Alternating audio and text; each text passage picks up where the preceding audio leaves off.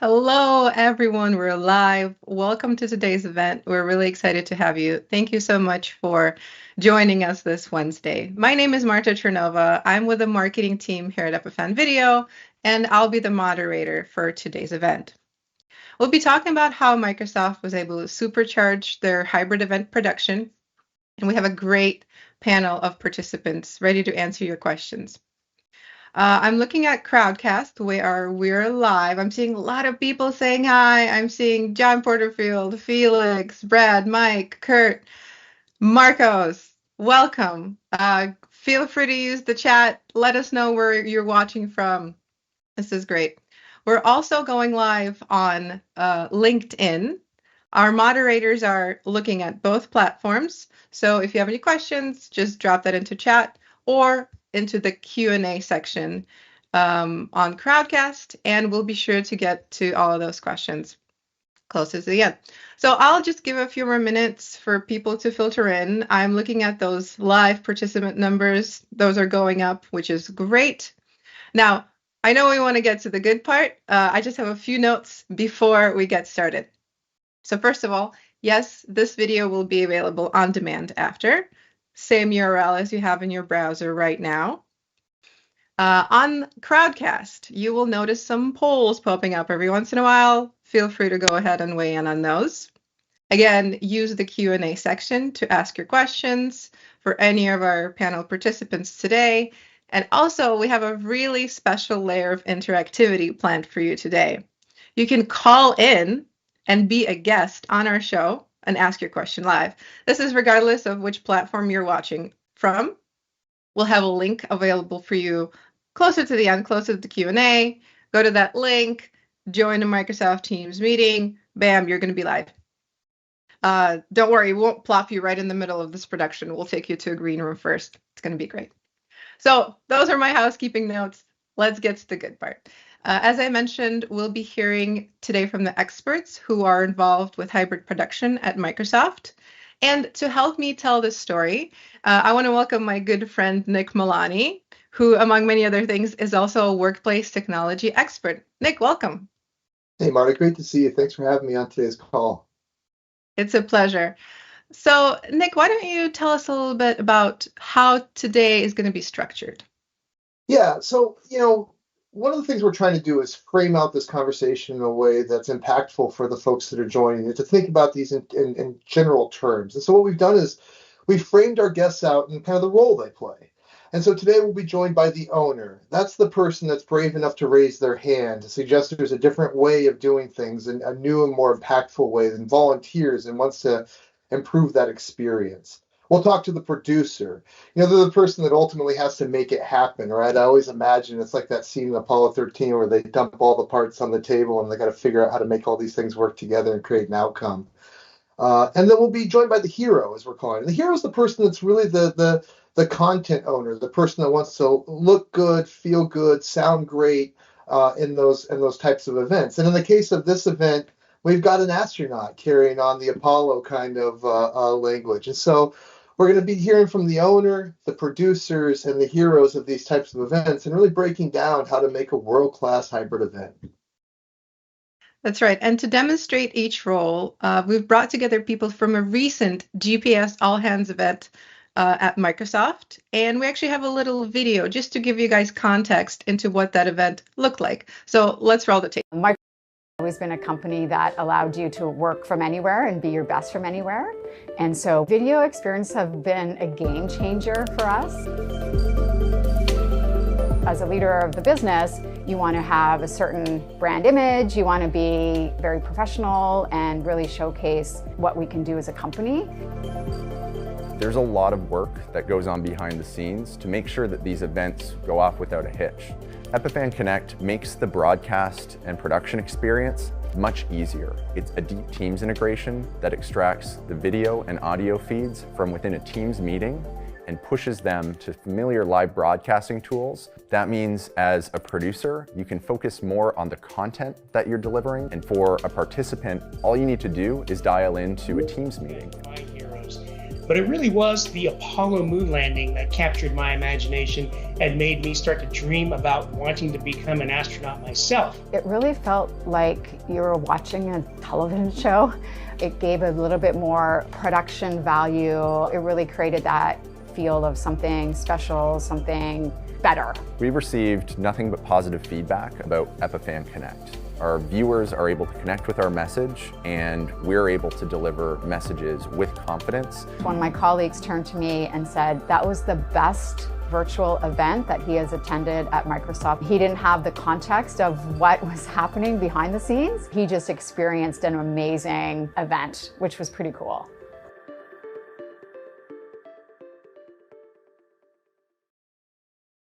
Fantastic. So you're going to recognize a lot of the people from that video today. But Nick, why don't we kick it off with the event owner?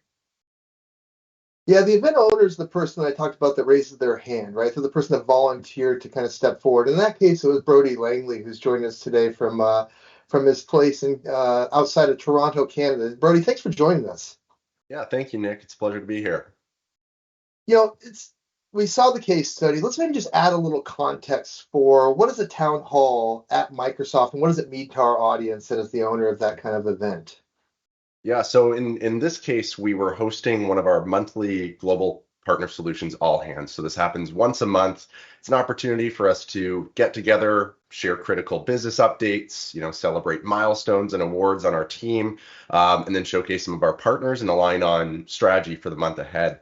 And one of the challenges is, you need to make sure the content in this 3-hour block is clear, concise, and engaging. This is consistent across all our events. And I want you to think about this at scale. We have thousands of both external and internal events. These are internal all hands like the one we hosted, external marketing events, announcements, technical enablement sessions. And, needless to say, events are really a big part of how we connect with our colleagues, partners, and customers. So this is a really big part of our business. Well, I think that's really helpful for people to understand just how many of these events occur and what's required to pull something like this off, from the person that's going to volunteer, right? Like, what's this look like? So I kind of think about this in two components. So on one side, you have the people and the content that need to come together. Those are your speakers and of course the content that they're presenting on, and then the technology, which is a combination of teams, and in this case, it was Epiphan Connect. With our all hands, the people and the content didn't really change. You still need to organize and brief the speakers, collect and organize your content. And then on the technology side, while we added that new technology layer in the form of Connect, the experience felt the exact same as any Teams meeting. So, in terms of what was consistent, what was different, for the most part, it felt the same, but we did have that enhancement layer. The investment in time, resources, energy, it's all the exact same. And the way I kind of think about this in my mind is what connected is it acted as a bit of a catalyst. It had this multiplying effect on everything else that we put into this. It kind of made that 1 + 1 = 3 equation. So same content, same technology, but better result. Well, that's interesting, that idea of a catalyst and enhancer, right? And then I guess the next natural question is like, why aren't people already doing this? Like, what's new and unique about this, or why haven't people been approaching town halls this way all along? Yeah, well, I think it comes down to just the fact that adding any new technology tends to add another layer of complexity. So you're dealing with the technical aptitude of the users and participants. Are they familiar with these tools?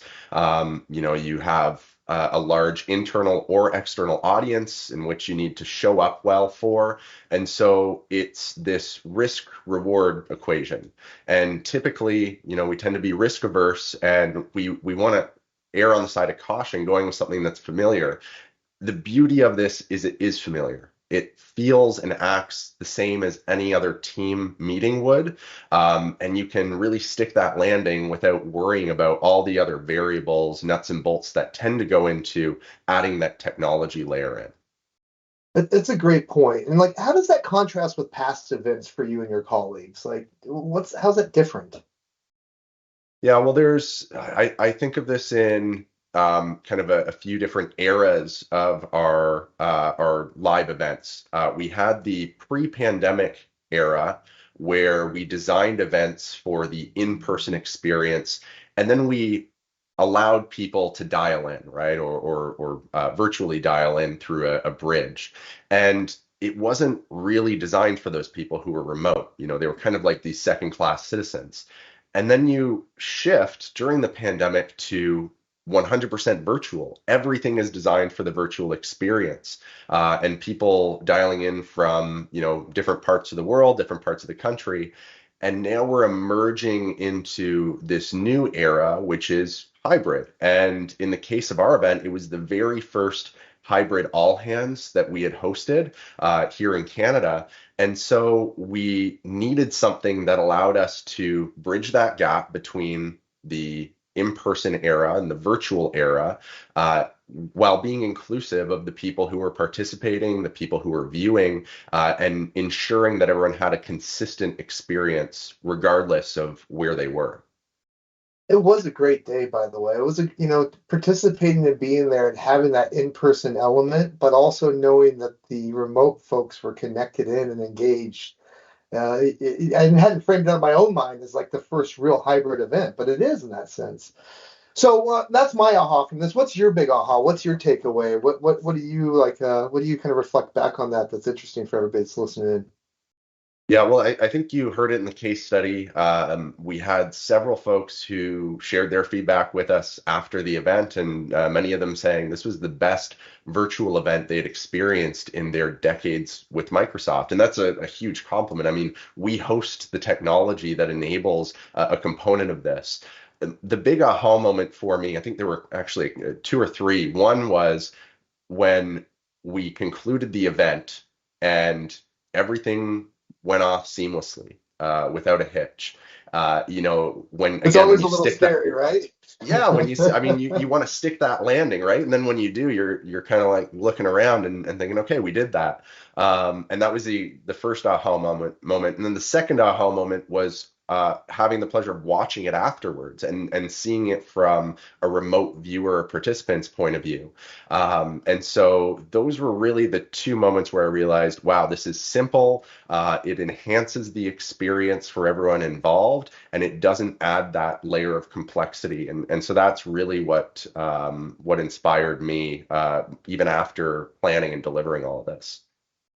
Well, I think you capture it perfectly, and I really appreciate your support and willingness to raise your hand and kind of taking this journey together, which has been great. You'll join us later for the Q&A, so people can pepper you with their questions or their views, and you'll be available. But thanks again for joining today, Brody. Yeah, my pleasure, Nick. Thank you. Yeah, thanks so much, Brody, for sharing the perspective of the event owner. So that's the idea behind removing a layer of technological complexity to make life easier for the event manager.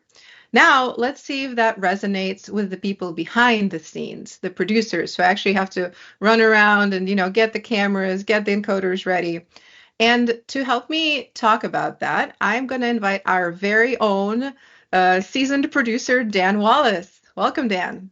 Hey, Marta, it's great to be here. Thanks for having me. Yeah, thank you for hopping on. I know you're actually producing this show behind the scenes. You're running all the layouts, you're doing the titling, so it must be hard. I won't take up too much of your time. But from what I understand, the process was quite similar to the way the All Hands event was produced at Microsoft. So why don't you give us a little overview of what's happening behind the scenes right now? Yeah, sure, absolutely.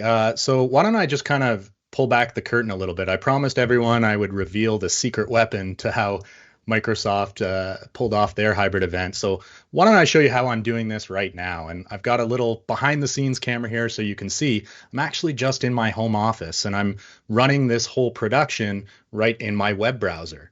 And as you can see, I've got a couple tabs open here, but I'll kind of walk you through what I'm doing. So right here in the center, I've got sort of a live switcher, which is the template for my event. I've sort of configured everything in advance and I can switch through all of the scenes as we progress through the run of show. I'm using Epiphan Unify to do the switching for this event, but you could use any broadcast switching tool you prefer. So some people use hardware. Epiphan makes a great device called the Pearl, which kind of creates your own little hardware dedicated studio to do this kind of thing. But many folks might use tools like OBS, which is free software, or vMix. There's a lot of ways you can do this. Grass Valley is another big name for doing sort of that broadcast production. But sort of the big challenge in the past is how do you get all of your participants into that switching tool? Yeah, that's what the people want to know. Yeah, absolutely. So the secret to that has been Epiphan Connect. And Epiphan Connect really bridges the gap between the convenience of video conferencing and the quality of full motion broadcast video. So if you see over here on the left side of my screen, I'm actually just running a Teams call in the background. And I have all the participants who are going to be joining this show just in the Teams call hanging out.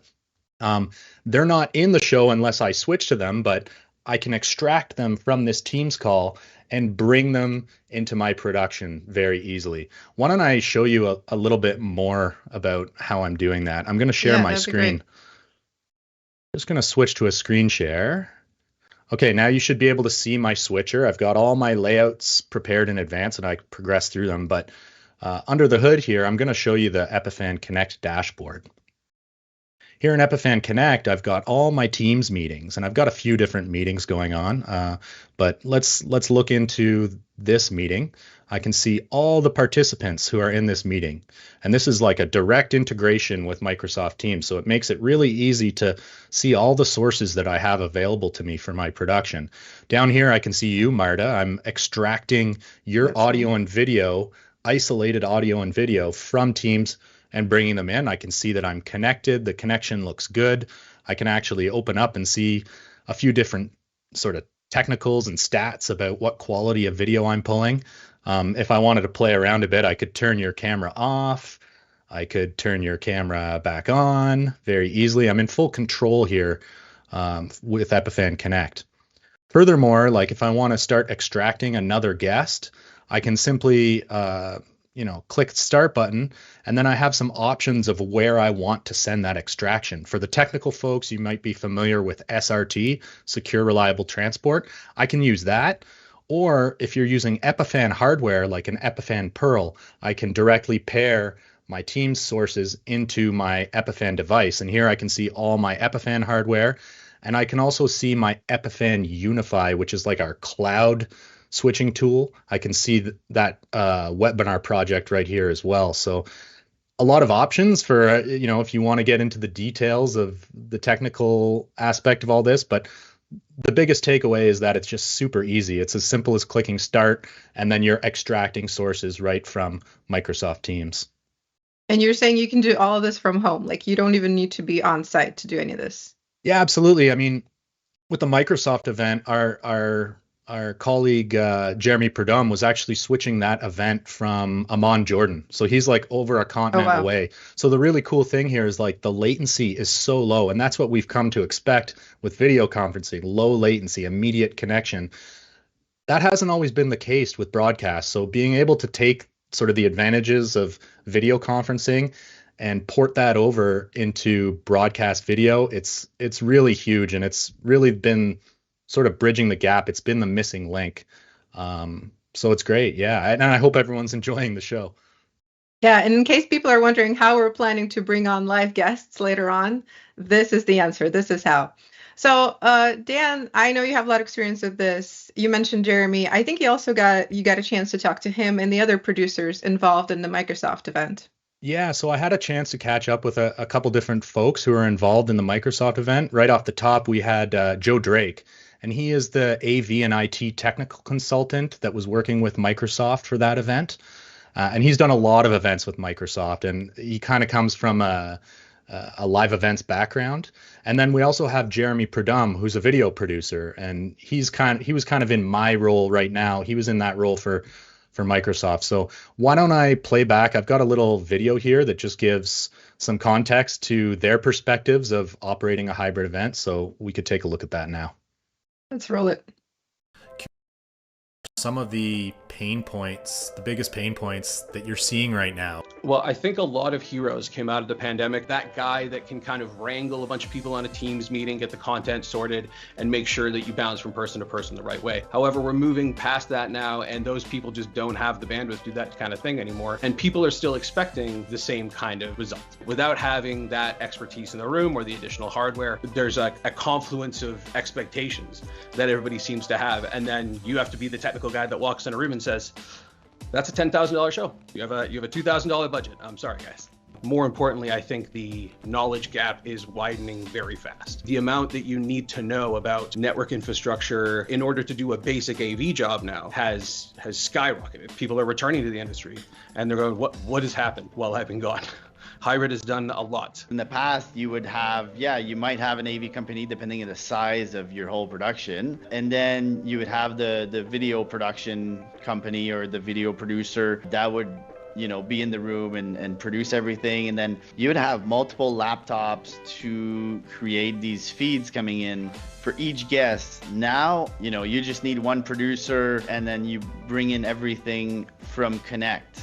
And it makes it really, really simple and really easy for everybody to do it now. What's cool about Epiphan is you actually don't need somebody like me or a professional producer or a graphic designer or a post-production specialist to do your back-end stuff. You can have somebody with an interest who just wants to make their weekly manager meetings cool. The possibilities are endless. I think production quality is going to have its own renaissance.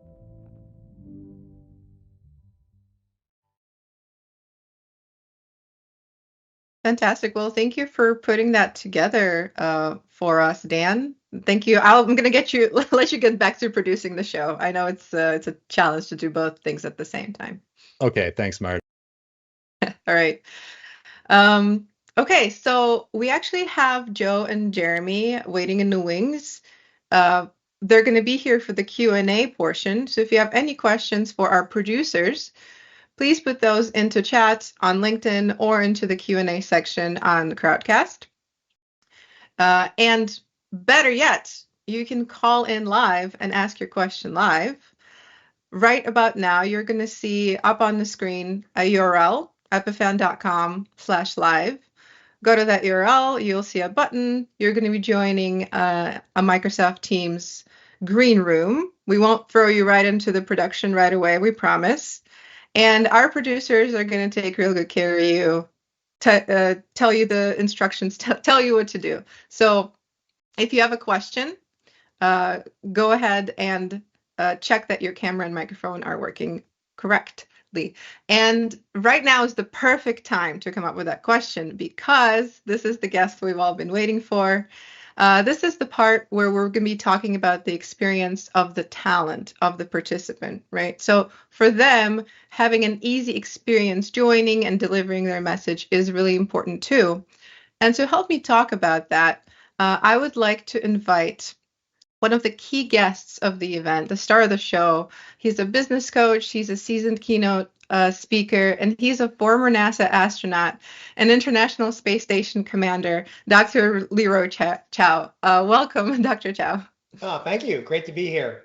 Yeah, it's such a pleasure to have you with us. So, Nick, I'm going to throw it over to you to walk us through the talent experience. Great to see you again, Dr. Chiao. It was fun that day of watching that case study again. It's fun to reflect on the kind of the performance and the different aspects that we were pulling together, and certainly appreciated your support as kind of that content person, that keynote. And maybe you can just start there, like help the audience understand the importance and impact a keynote speaker like yourself can have on delivering a message. Sure. Having a keynote for an event or as part of the organization is to have somebody to inspire and get the folks excited. And of course, the keynote also is able to communicate the values and the main points of the meeting. And so having the right person as part of your keynote is crucial in that you can get everybody fired up, but also at the same time deliver the message that is desired and to do it all smoothly and in a fun and in some cases entertaining way. Yeah, absolutely. I think one of the things from your perspective that's so great about a keynote is that you get an associative property, right? Folks that joined that town hall will remember that an astronaut joined and shared these incredible stories. They may not remember who Epiphan is, but they'll remember that we're the ones that brought you with us, right? And so I think there's this associative part that also comes in that idea of trying to connect back to an audience and really share a story or an outcome. I'm guessing you've joined millions of these things over the years, both in person. One of the things I love Brody frames out is kind of that pre-pandemic in-person thing versus virtually. And maybe you can just kind of share a little bit of your observations and experiences throughout that time. Absolutely. I mean, having everything prepared and go smoothly is the goal. And of course, for the keynote and to come up to a stage or do it virtually, if everything's prepared, if it's really well done and visually appealing, the sound is working, the video is working, or in the case of a live event, your microphones, the lighting's all right, and then it's easy to do, right? Then I can get on stage or get in front of the camera and really deliver my message and hopefully have an impact on the audience. So, the key is in the production and the preparation, making sure the technology is going to work. If there's a little glitch, that's okay. We can kind of keep going and work around it. And that's certainly happened in my career a few times. But, it's a little bit disruptive and people get a little bit, out of sync. But then we can kind of recover. But if everything goes smoothly, that's the best. Well, I love that. And I think it gives people that focus on content and people, right? I mean, Brody broke down the technology side and then the content people side. And I guess right now we're running some of the B-roll footage from that day of your keynote with some of your just incredible imagery and photography from the International Space Station. I'll just ask you to kind of respond as you're looking at it here inside of Teams. Like, how does it make you feel? How do you think we reflected your brand and your kind of mission? I think it was very well done. I mean, looking at the footage, it's all the things that I mentioned were there, right? And everything went really well, and that's what makes you feel good, both as a presenter and then later getting the feedback from the audience that they really enjoyed it because it did go off so smoothly, and not just because of the story I had to tell, but because it would, the technology and everything else we talked about synced up together, and it all worked great. Well, I think it did work out great, and I know one of the things just having done live events throughout my life too is that there's always this stress, this pressure, right? And this idea of delivering and will it go right? Will there be problems? We heard from Jeremy and Joe earlier, their producers. Dan's in the background right now, feverishly making the magic happen. What kind of a story can you share about stress and overcoming kind of adversity as an astronaut that might help provide perspective to all of us that feel this constant, fear of failure, so to speak? Oh, sure. No, it's really the same thing. I mean, there's a stress of putting the show together. I can certainly understand that. I've never done it myself, but it's all hanging on just one or two people to make sure that everything works, right? And it does go smoothly. So one particular time I can tell you about as an astronaut, we were approaching the International Space Station in our Soyuz spacecraft, and we were within 200 meters of the station when we had a failure in the autopilot, and all the alarms went off, and red lights are flashing. And this usually only happens during training in the simulator, right, when they're always trying to kill you.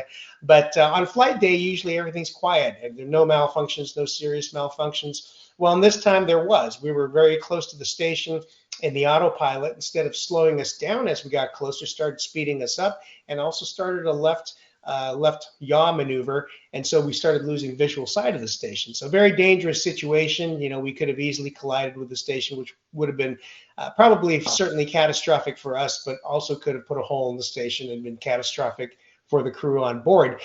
Fortunately, we were well trained for this this kind of event, and we had our emergency books out.